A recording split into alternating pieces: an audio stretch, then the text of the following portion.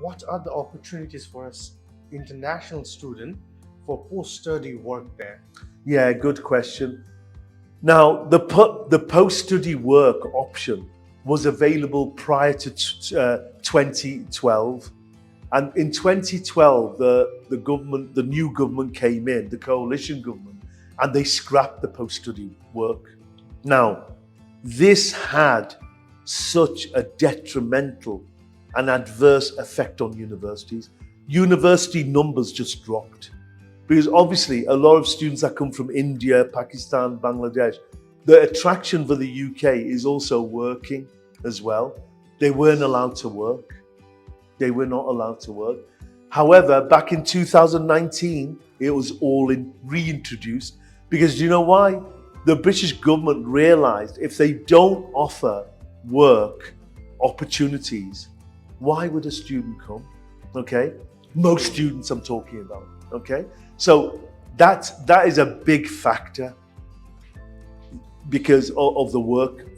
Now, last 2 years, since that reintroduction, we've had record number of applications from India, from Pakistan, from Bangladesh. Pakistan, I think, is number 4 or 5 for student numbers. Nigeria is 3. I can't remember who number 4 is, but number 2 is China, and number 1 is India. And that's because India is number 1. Yeah. India. To be fair, India provides some fantastic graduates. They have actually found, and a lot of them work, obviously, as you know, Saqib, in the IT industry.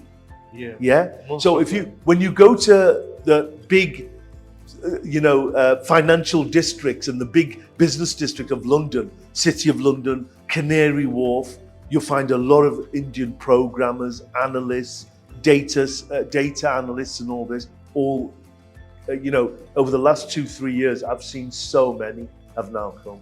Because also, those of you who don't know, but you'll be given what is called a post-study work visa after your student visa. So in your student visa, you're tier 4.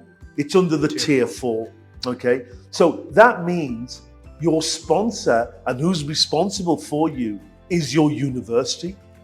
Okay. So your university, whoever gave you the visa, is your sponsor, is your license. So you are bound by their rules and regulations. Now, after then you get the post-study work visa, which will carry on for another 6 months. Then you can apply for what is called the ILR, which is the indefinite leave to remain, and that is for 5 years. That's kind of the same as PR, right? It's exactly the same as PR. It is PR. It is PR. That's what it is. It is PR in different words. Yeah, of course. But the facilities they offer there are exactly the same as getting a PR. Absolutely. Notice the wording, indefinite, meaning indefinite. I mean, as long as you want. But hold on, there are conditions. There are conditions. You have to earn a minimum salary of 25,000 jointly. So if you've got a husband or a spouse or a wife, if you jointly earn 25,000, you need to. That's quite easily done. £25,000 per year. Yeah, I think that the minimum wages for the graduates. Yeah, it is. It is the minimum wages. You're right. If you calculate 40 hours, 10 with the minimum hours of £10, okay, it does come to that figure. You see. Sure. Yeah. Obviously, a person working full time would be working more than 40 hours. Yeah. And they're indefinitely going to fill up the conditions for the indefinite work time. Yeah, absolutely, of course. They will be able to do that. And to be honest, I think I can safely say this, but 95% have stayed. 90, and they've stayed. Of all the ones I think I know about 3 in the last 30 years, about 500-600 students. That's an amazing that I know personally. That you personally know. Now that makes it more interesting. I know them personally because obviously we've had loads from NSU, all my time there, IUB, BRAC, IBA, Dhaka University, from Buick as well. I know a lot of students. I've given a lot of seminars on this as well. Yeah. So this UK PR system leads up to them applying for citizenship there, right? Yeah. Coming back to the conditions for, ILR, obviously 25,000, you've got to be of good character. Obviously, if you've got any, if you do any criminal wrongs and all that, you'll be deported then. They won't renew that, obviously. So dear candidates, no bar fights. Yeah, exactly. No more, no bar fights or anything like that. So you've got to make sure that that's there.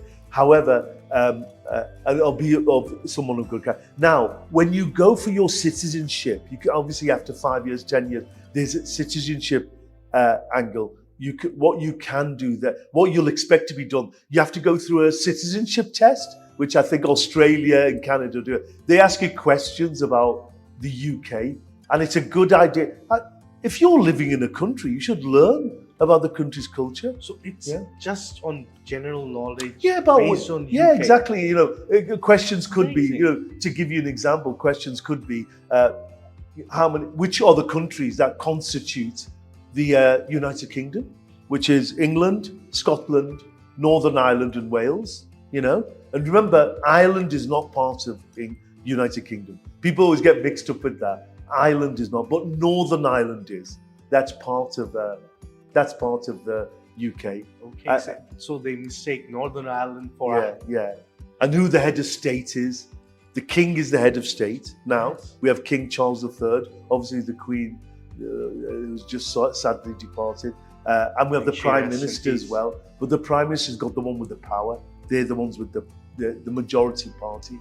Okay, and it's good to know about which is the Labour Party, which is the major parties: Labour Party, Conservative Party, Liberal Democrat Party. It's about general knowledge. Like the citizenship test is quite easy. If you stay there for say 5 years, you are bound to know all the answers. Yeah, you will.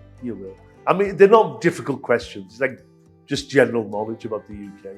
And yet we have a lot of people coming in and telling us that no, in UK the citizenship process is really hard. It's really time consuming. It's better in Canada.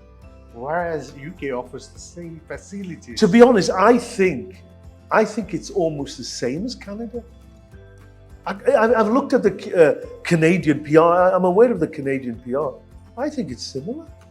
And also, the British, coming back to that, the British government has copied the Australian and Canada points-based system.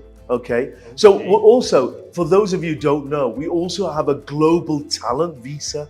Okay. So once you graduate, say you go to Manchester University and you've graduated from there, and you finished a master's in robotics. With your skills, you might be in one of the higher level jobs. It's STEM jobs. STEM jobs meaning scientific, technological, engineering, and management as well. Those who've got real skills, they give you what is called a global talent visa, which is a more fast-track visa as well. And it's also a points-based system. And the points-based system is, if you've got an MBA, a master's, you get say 10 points there. If you got a PhD, it's 15 points like this as well. This fast tracks your citizenship procedure there. Yeah, and plus, very similar to Canada. If you look at the Canadian system, it's very similar to that, where you have, the work, the demand jobs in Canada, obviously, So there is, and we have, as you all might know, we have a real big demand for, healthcare staff, looking after elderly and all that. And there you don't need even qualifications. And they would welcome from India and Sri Lanka and all these countries, because we have a culture where we look after our elderly parents, our elderly grandparents. We believe in the extended family. So they realize that, oh my God. So because you don't get many young English graduates working there. So there's plenty of opportunities there. There's plenty of opportunities in national health as well. We have the national health visa as well, which is fast tracked. Very quickly you get it. So if you're a doctor or if you're a nurse, you can apply for the opportunity. The NHS visa, which is, obviously. NHS visa fast tracks your citizenship. It also enables you to get a job almost instantly. Well, it fast tracks your jobs very quickly. Okay. That's amazing. I know. And And you how's also the got to pay remember, for the you see it's about, settling down. Remember, if you've got children as well, if you have children, you can bring your children free education right up to university age as well. That's even before getting the PR there. Yeah. The moment you step in The UK, moment you step in, you register with the doctor. Yeah. And the university holds your hand in everything. Don't worry, the universities are there. You need a national insurance NI number. Okay, you need one of them.